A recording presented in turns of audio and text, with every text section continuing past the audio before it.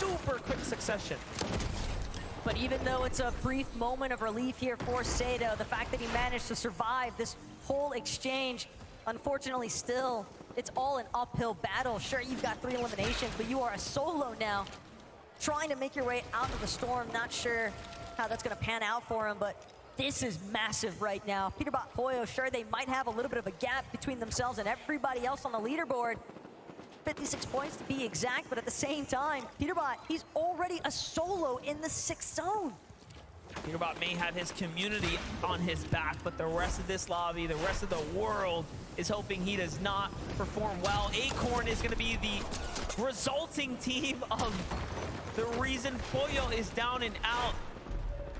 And this is good for everyone else. Obviously not so good for Peterbot, right? He's got such a strong lead, he could break away with it and nearly solidify a first place to close the day. However, this gives everyone else a realistic chance now that they can take down basically the kings of NA. And that looked more so like Acorn and Cole delivering a much needed heat check to Peterbot and Poyo, kind of just reminding them, you might be first right now, but if you're not careful, we'll still look to take over.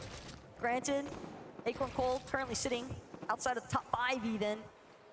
They know that they also need some very valuable eliminations and placement points. They want to make up the difference at this stage, but Rise still operating as a solo, doing what he can, but there is just so much that stands between him and his next movement. Yeah, it's not looking too good right now, and all things considering, with 100 damage below, he's got to do something big here. Now, teams are going to start moving, so maybe it's not wise of him to move first just yet, but gotta hit these tags when the opportunities open up here.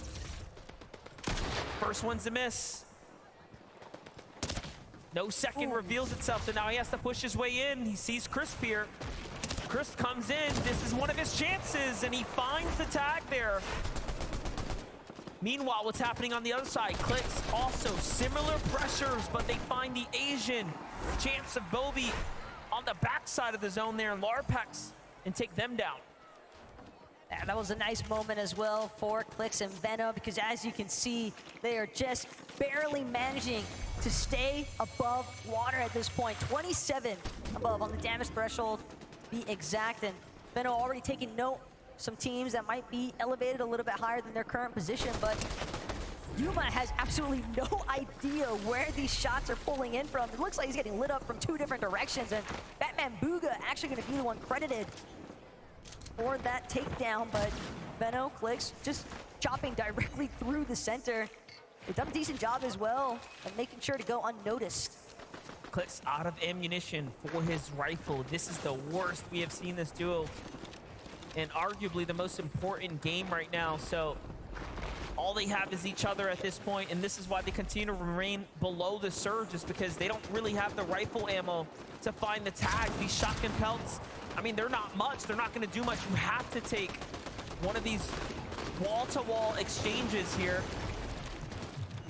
Strawberry Fizz comes out. Great catch here. It's Rapid who falls. And I think, again, they lose the elimination credit. However, the damage, though, is theirs. And the body loot as well. Very Veno nice. just practically refreshed the max mats. But most importantly of all, MDF, they've got the relief that they needed as far as that surge damage is concerned. Veno clicks on a box up momentarily, but Thomas HD from above. The Monarch pistol just continuing to pose such a massive problem for everybody else looking to rotate inwards. The power of knowing where the zones are going, it almost feels like they just have it all locked in. Thomas HD and Queasy here continue to do these wonderful rotates, the first to take a stab at some of this positioning, and it's starting to show off. They've got half of their game plan already formulated in live action. They took height for the time being.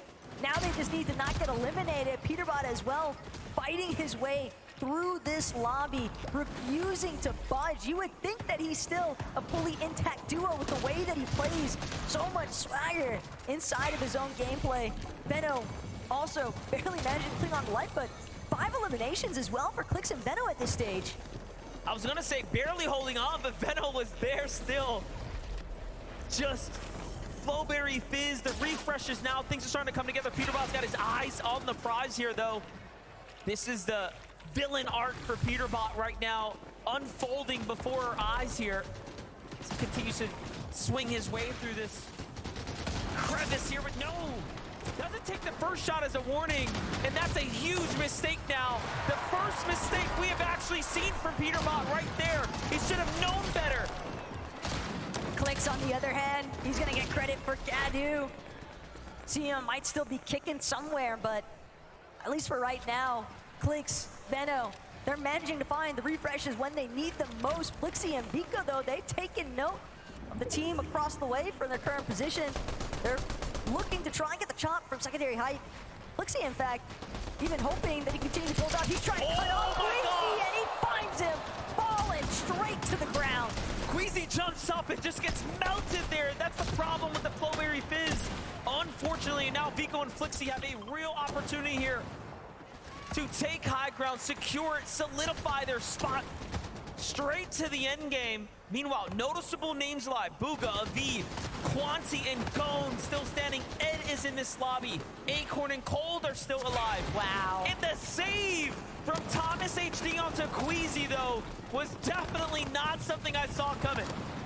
Acorn and Cold now, they're gonna opt to layer swap through the low ground, making their way, crossing over all this natural terrain provided by Castle Doom. But again, the high ground, it belongs to Vico and Flixie. They are seeking out full control of this fourth lobby here, and everyone is folding underneath them. Flix down to his final 2 HP. Will he have a moment? Finally gets an opportunity to pop a small shield potion, but again, just scrambling, doing everything in his power to survive. He's got players funneling in all from every direction, and it's not going to be enough. Clix has been taken out. He did find Bugha there, though. A big elimination for him. Look at this. Trulex and Chicho once again in the end game. Just going for the heal off, looking for a top 10 solidified spot.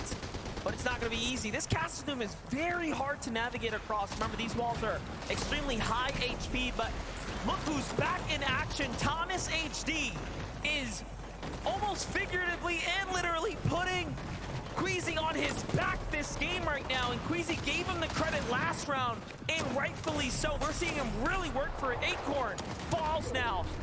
Bugha, Aviv still alive here.